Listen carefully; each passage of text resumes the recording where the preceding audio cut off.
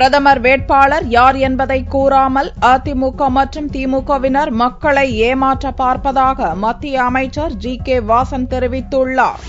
நாகை தொகுதி காங்கிரஸ் வேட்பாளர் செந்தில் பாண்டியனுக்கு ஆதரவாக திருவாரூர் மாவட்டம் திருத்துறைப்பூண்டி குடவாசல் பகுதியில் மத்திய அமைச்சர் வாசன் பிரச்சாரம் செய்தார். குடவாசலில் நடந்த பொதுக்கூட்டத்தில் பேசிய வாசன், காங்கிரஸ் அரசு கொண்டுவரும் திட்டங்களுக்கு தமிழக அரசு தடை போடுவதாகவும் 4 வழிச்சாலை போன்ற திட்டங்களுக்கு இடம் கையகப்படுத்திக் கொடுக்க தமிழக அரசு முன்வரவில்லை என்றும் குற்றம் சாட்டினார். அதிமுகவும் திமுகவும் பிரதமர் வேட்பாளர் யார் என்று கூறாமல் மக்களை ஏமாற்றுவதாக வாசன் கூறினார். உங்களுடைய அதிமுக நண்பரிடமும் திராவிட முன்னேற்ற கழக நண்பரிடமும் நீங்கள் கேட்டு பாருங்கள். ஒரு முக்கியமான கேள்வி, உங்களுடைய பிரதமர் வேட்பாளர் யார் என்று கேட்கிறார்.